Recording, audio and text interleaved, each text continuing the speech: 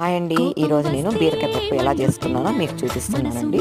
మీకు నచ్చినట్లయితే మీరు కూడా ఒకసారి ట్రై చేయండి. చాలా అంటే చాలా బాగుంటుంది. ఒకసారి ప్రాసెస్లోకి వెళ్ళిపోదాము.